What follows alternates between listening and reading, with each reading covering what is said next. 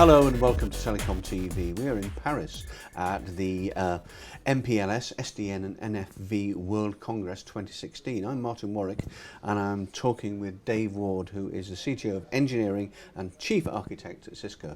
Dave, good to see you again. Great to see you again, Martin, too. A couple of weeks, different European city, Yeah, all and the you've great hardly cities. been home in the meantime.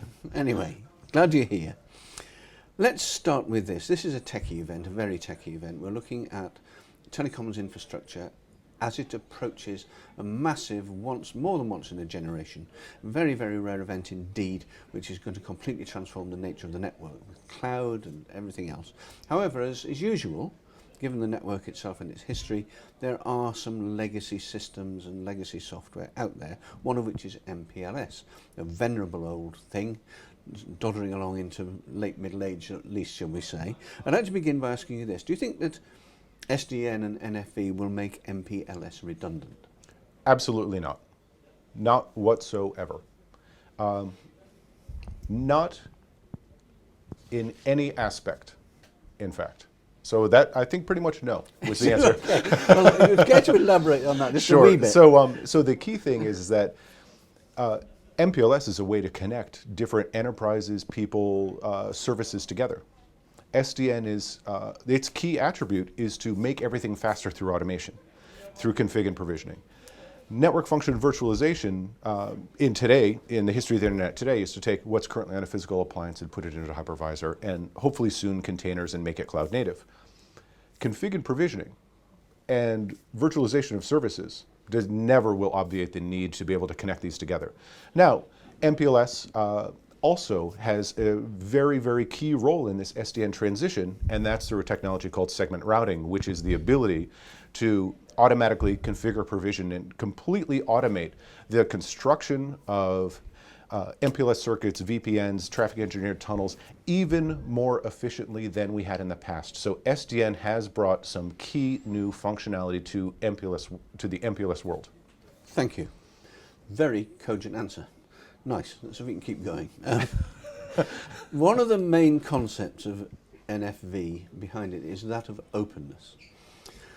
Previously, as you're well aware, this is an initiative, a technology that's been driven by the service providers and the operators themselves. They've said, look, we don't want to be locked in yet again to another technology and being forced to buy kit from just one person, one company, whatever it may be.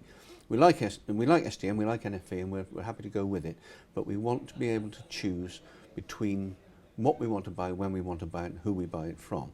So hence the concept of openness and this emergence of a huge variety of ecosystems, now becoming a bewildering number of ecosystems, all being engineered and evolved in the hope of winning some service provider business.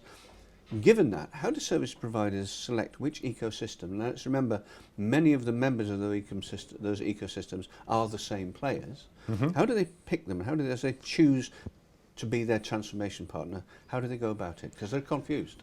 So first, actually, Martin, I need to disagree with you for a second. So the reason being is that vendor selection of the different layers of the stack is only one variable in the equation that many telcos and providers and MSOs, et cetera, are looking for out of this patchwork quilt.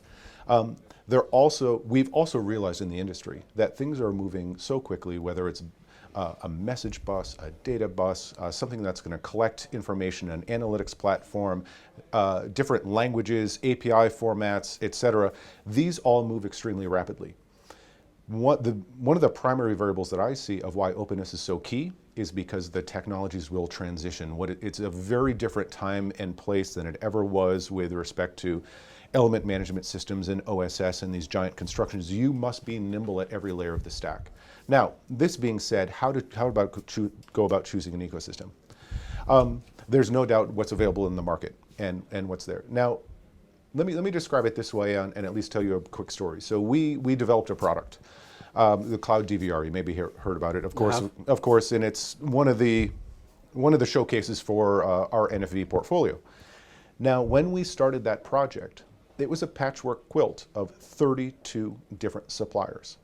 And in the end, it turned out to be 4. And the reason why this is kind of interesting is that we're at that point in history where employees need to transition their jobs and their talent set and their knowledge set. Everybody needs to do multiple proof of concepts to understand all these new pieces of technology.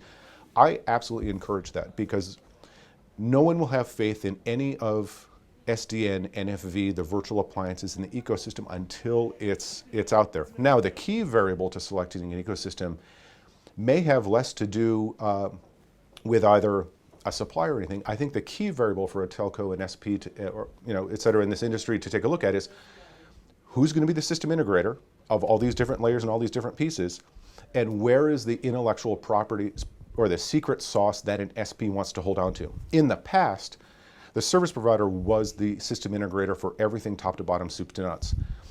That's probably not reality in this fast-changing world, simply because, like any supplier, a service provider cannot be a master of everything all at one time. It's just too complex and moving too fast. So therefore, who are the strategic, the conversation then generally goes looking at the layers from either the actual resources, let's say the compute and the network, the physical layer that can be connected, the virtual layer, the services layer of what service is going to be delivered, the policy layer that lays out the workflow associated with the constraints and the service level that's going to be there, and then eventually the service design.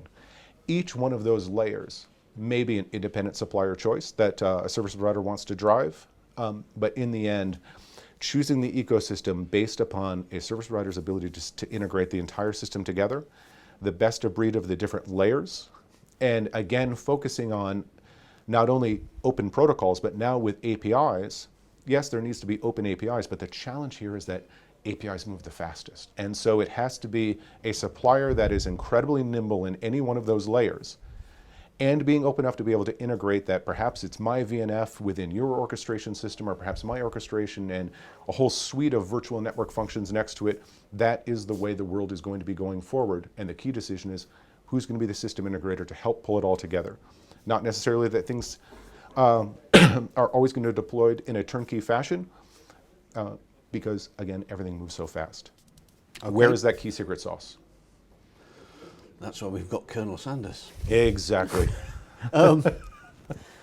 Let's move on, Dave, to talk about the history of NFV, such as it is. It's only 3 and a bit years since NFV burst fully formed almost onto the world. I said in my keynote, it's so 2014. I said SDN is so 2010. Yeah, exactly. We're in the post-marketing hype cycle now. We are to the point where these things can be deployed, and we need to get to the exciting stuff, which is the new services on the internet. But I think you were asking me a question, Martin. I was, and you answered it before I asked it. And I won't retread it all, but I would like to say, you said 2010, 2014 and so on. Would you say 2017, 2018 for real commercial use cases and deployments out there, not, and I'm talking here in 5G area, in the wireless area, rather than simply data center and the backbone network? So I think of a data center as an edge of a network topology. I think of 5G as a mobile access edge. I think of CMTS and BNGs as the wireline edge, and of course provider edges where enterprises are connected. NFV is going to show up in all those places at different paces as products are available and as things can be deployed, and in particular as business opportunities and problems occur and solutions emerge. Now, this being said, the key piece that we need to get through to in 2017 and 2018, if not sooner, but that's a good target, let's just talk about that for a second, is SDN with config and provisioning, VNF's virtual network functions, and network is a piece of network. The operational side is the analytics and telemetry coming out of that. And in 2017, we have to bridge the two and be able to have a reactive network. Now, I've got actually a separate target as well to add on top of that, which is service design in the PaaS layer, or the platform layer on top. I think it's a tragedy in our industry we don't have more networking services available to create workflows and design those services for businesses and residential and mobile consumers in a platform. So for example, Martin, today in Cloud Foundry or any of the public clouds, somebody can fire up and request CPU, RAM, and storage. Guess what they can't even currently define? Anything to do with network service assurance. And there's such a limited set of not only telco related, but just networking related services at the PaaS layer, at the service design layer. And that is, one of my personal charges now, headed for those targets as well, 2017 and 2018. But not just necessarily maybe the business, residential, mobile services that we've described, video delivery, media ingest transcode? Can we get to the point where we can use these concepts of the reactive network for just-in-time transcoding at the mobile edge, and really move this forward away from the infrastructure conversation we've had around SDN, NFV, and orchestration for just years and years now, Martin, but instead get to the point where we're actually talking about the services that are being delivered. But there are many big foundational blocks that need to move, and I'd say that immediately in 2016 and into 2017, that analytics piece where machine learning is going to occur. Tell us what's going on in the network. What do we need to react to? Are they bandwidth constraints? Are computers failing? What's going on? And have that reactive loop into SDN.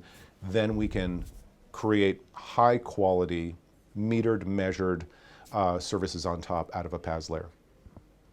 Final question to you. You mentioned analytics obviously becoming more and more critical. Tell us about it. What's Cisco's position in it? What do you think? What's happening? What are the challenges? Well, we think and it's so important and driven into our entire portfolio. No longer is anybody pulling data out of the network. We are pushing it out of our entire portfolio.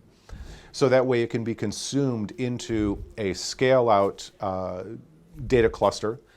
Some call it a data lake, but it's okay, whatever term you like in this particular space. But that is a platform for network data analytics. And that platform for network data analytics is where the machine learning algorithms would go and attempt to derive what is the predictive service maintenance I need to do in a part of the network, or in a data center, or in a HFC plant, as the case might be. But realize we're still talking network operations. Let me take this right to the PaaS layer again. As I mentioned, there is no ability to actually specify how much bandwidth you want, or any features that networking features that you want in the PaaS layer. Right now, a service designer has no idea what happened during my workflow in my service, which elements were talking to each other, what was the total bandwidth used, what were the guarantees, what service did I deliver, what service did my customer get. Analytics has a role on how to operate the network and manage the network, and analytics has a role on being able to, again, perform specific functions that have been traditionally far too challenging for human beings to divine or derive out of the data that's being produced. And then the service designers and the service analytics all the way at the top layer of what is somebody getting out of this. And that eventually does become, of course, the revenue generating source for service providers and the value add services for their end customers. We did slightly more than 7 minutes, but we won't hold up to it. Hey, it was a great conversation, I Martin. enjoyed it very much, Dave. Dave Ward, thanks very much indeed. Thank you, Martin.